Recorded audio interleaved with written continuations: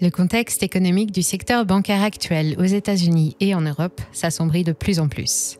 D'abord Silvergate, puis Silicon Valley Bank se sont effondrés, déclenchant une série de dominos et une véritable crise de confiance. Nous avons traité de ce sujet dans une vidéo précédente, nous vous invitons fortement à aller la voir si vous êtes passé à côté.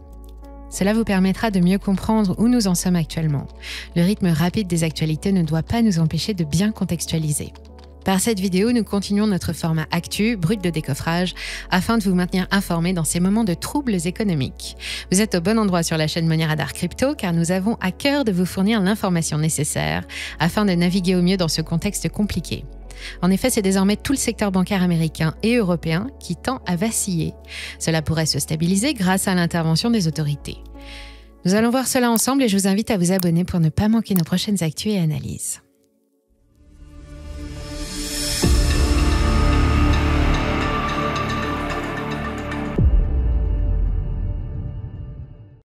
La débâcle de la SVB, qui a été mise sous l'autorité des régulateurs, a semé la panique sur les marchés financiers américains et mondiaux. Une véritable crise de confiance qui a entraîné une perte de près de 52 milliards de dollars pour les 4 plus grandes banques américaines le 9 mars. Le système actuel ne fonctionne que grâce à la confiance que les gens mettent dedans. En économie comme ailleurs, la confiance se perd en litres, mais se gagne en gouttes, disait à juste titre Jean-Claude Requier, sénateur européen. Ainsi, le doute s'est transmis comme une traînée de poudre. Même les ETF du secteur financier et bancaire en pâtissent, à l'instar de l'ETF Invesco KBW Bank, un ETF coté au Nasdaq, regroupant plusieurs dizaines de valeurs bancaires et financières américaines. Ce dernier a perdu 30% en quelques jours. L'épidémie a continué sa progression après avoir toussé fortement pendant le week-end. First Republic a traversé une phase d'insuffisance respiratoire profonde, comme vous pouvez le voir sur ce graphique de long terme. Ce genre de chart est important afin de bien se rendre compte de l'ampleur de la chute. Ce n'est pas moins de 10 années de profit pour les actionnaires qui sont partis en fumée. En zoomant, on s'aperçoit que le gros de la chute a eu lieu entre le 8 et le 16 mars, donc en à peine une semaine. Aux dernières nouvelles, les régulateurs américains ont indiqué que 11 banques ont déposé un total de 30 milliards de dollars à la banque First Republic pour la renflouer et lui permettre de respirer à nouveau. C'est aussi une manière pour ces 11 banques de montrer leur confiance dans la banque régionale et une tentative de stabiliser le secteur. Dans notre vidéo d'actu précédente, nous vous disions que les clients crypto de Silvergate redirigeraient probablement leurs fonds vers d'autres entreprises similaires comme Signature Bank. Manque de peau, Signature Bank n'a pas échappé au massacre et a perdu plus de 40% de sa valeur en quelques jours. Elle a été mise sous contrôle du régulateur au même titre que SVB. La célèbre agence de notation Moody's a dégradé le secteur bancaire américain, le qualifiant désormais de négatif. Citons leurs propos. Nous avons modifié notre perspective sur le système bancaire américain, la faisant passer de stable à négative, afin de refléter la détérioration rapide de l'environnement opérationnel à la suite des retraits massifs de dépôts à la Silicon Valley Bank, SVB, Silvergate Bank et Signature Bank, SNY, ainsi que des faillites de SVB et de Silvergate. Depuis le lundi 13 mars, la contagion a traversé l'Atlantique pour se porter sur de grandes banques d'envergure systémique. Crédit Suisse, BNP Paribas, Société Générale, Deutsche Bank ont plongé en bourse. Si on regarde le graphique de la valorisation en USD du Crédit Suisse sur une grande période, bougie trimestrielle, la chute est tout simplement vertigineuse. Les CDS, sortes d'assurance contre la faillite d'un établissement, ont explosé à la hausse concernant le Crédit Suisse. Les marchés ont tablé sur une probabilité de défaut de 47%, du jamais vu pour cet établissement bancaire. Et n'oublions pas que ce dernier s'est retrouvé dans tous les plus gros scandales financiers de ces dernières années. La Banque centrale suisse va renflouer l'établissement avec pas moins de 50 milliards de francs suisses, essayant ainsi de stabiliser la situation. Cela suffira-t-il pour éteindre l'incendie ? Les 50 milliards de francs apportés par les autorités représentent finalement très peu. Crédit Suisse a déjà perdu 110 milliards de dépôts au 4e trimestre 2022 et ses engagements hors bilan représentent 14 000 milliards, estimait alors Mathieu Bailly, directeur général délégué de la société de gestion Acto AM. Les autorités ont agi de concert pour sauver les meubles car l'impact de l'effondrement d'un tel établissement serait catastrophique. Après avoir subi des pressions de la part des organismes de réglementation, UBS a finalement convenu de racheter le Crédit Suisse pour la somme considérable de 3 milliards de francs suisses. Pour assurer les investisseurs et rétablir la confiance en la société, le gouvernement suisse a offert une garantie de 9 milliards de francs. Les fluctuations de marché vont très vite et auront sûrement déjà changé quand vous regarderez cette vidéo. Faire la mise à jour de chaque valeur bancaire n'est pas notre but ici, mais ce tour d'horizon nous permet de mieux appréhender le contexte dans lequel nous sommes. D'ailleurs, c'est davantage la volatilité qui nous donne de précieuses informations. Dans de telles circonstances de graves crises de confiance et de liquidité, les autorités ne sont pas restées les bras croisés à regarder le monde risquer de revivre un épisode à la 2008 avec l'effondrement de Lehman Brothers. Elles ont décidé d'agir avec le seul outil qu'elles ont à leur disposition, la planche à billets. Les vannes du robinet monétaire sont rouvertes, le bilan de la Fed repart à la hausse. Celui-ci a bondi de 297 milliards de dollars, la plus forte augmentation hebdomadaire depuis la pandémie. Cette augmentation est due à ce que l'on appelle des lignes de crédit ouvertes par la Banque fédérale américaine. Les banques en difficulté peuvent laisser leurs actifs à la Fed qui leur fournira du cash frais en échange. Effectivement, lorsque les clients d'une banque souhaitent retirer leur argent pour le mettre ailleurs, la banque en manque de liquidité doit vendre en urgence ses actifs, même si ceux-ci sont en perte. C'est le cas des obligations d'État qui ont fortement baissé suite à la brusque augmentation des taux d'intérêt pour lutter contre l'inflation. Il semblerait donc que la Fed fasse machine arrière, arrête son quantitative tightening, contraction de la liquidité disponible, et déverse à nouveau de l'argent pour sauver l'économie.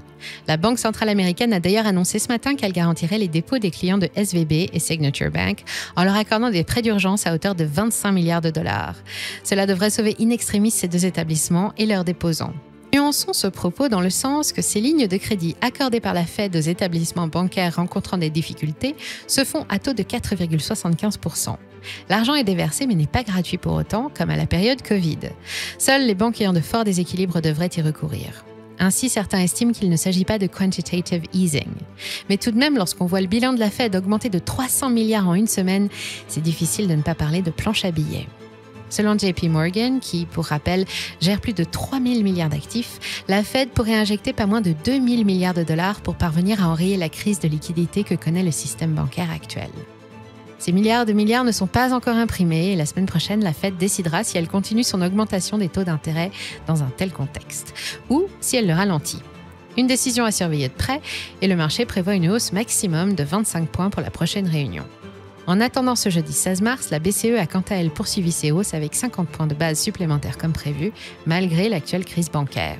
Sa directrice, Christine Lagarde, estime que le secteur bancaire européen est résilient, avec des positions fortes de capital et de liquidité. Cela rejoint l'appréciation de Moody's et de S&P Global, une autre grande agence de notation. Cependant, attention à ne pas accorder une confiance aveugle à ces agences et gardons en tête les événements de 2008. Revenons-en à la crypto, car Money Radar Crypto s'intéresse essentiellement à cet écosystème.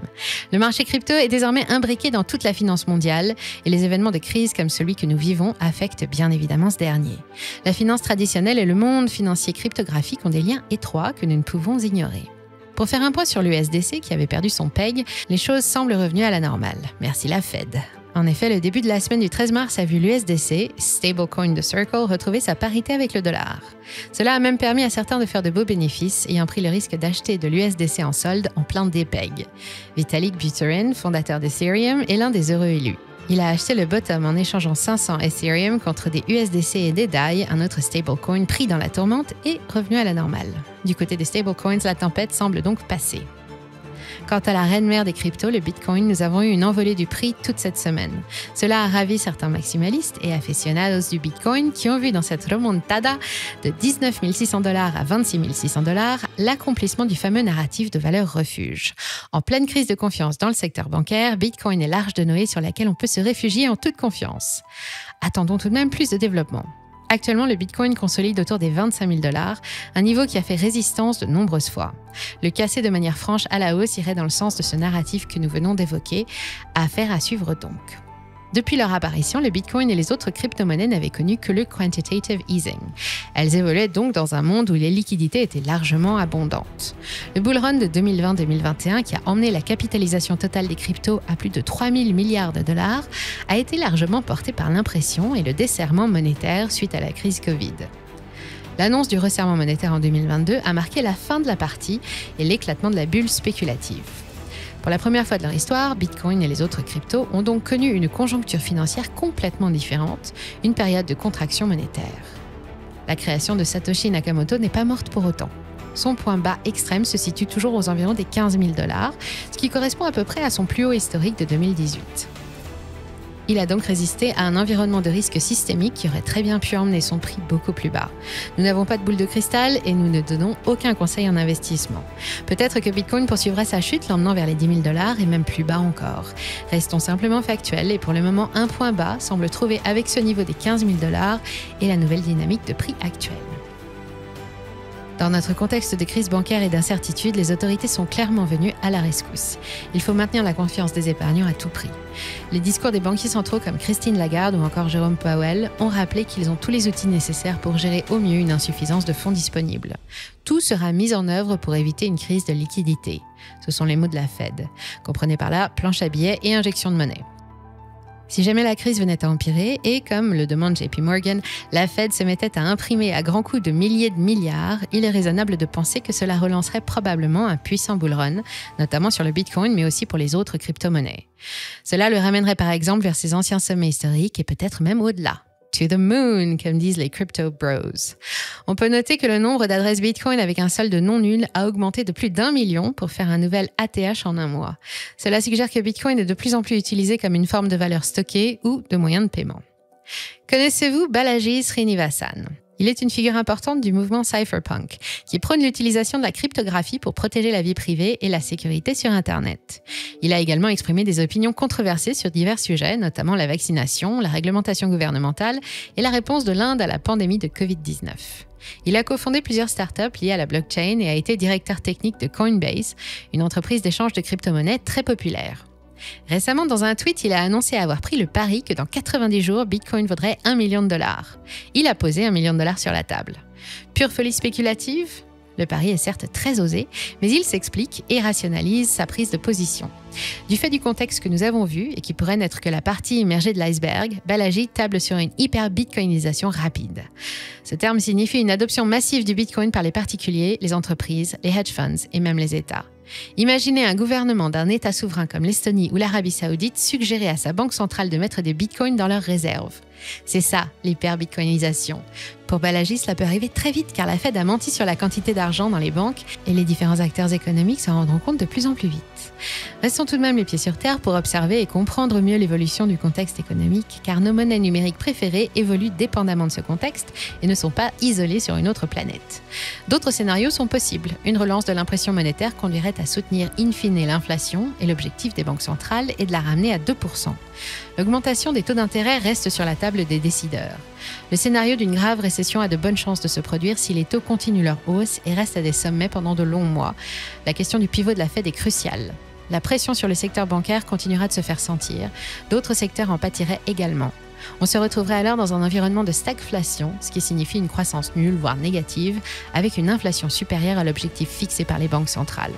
Nous allons continuer de vous tenir informés au maximum. Les choses vont très vite et nous mettons les bouchées doubles de notre côté pour ce format spécial actualité. Nous espérons que cela vous plaît et si c'est le cas, un simple like nous fait le plus grand plaisir et nous soutient grandement. Partagez votre point de vue dans les commentaires et n'hésitez pas à rejoindre nos différents réseaux pour interagir. Toute notre équipe vous remercie de votre fidélité et à très bientôt sur la chaîne Money Radar Crypto.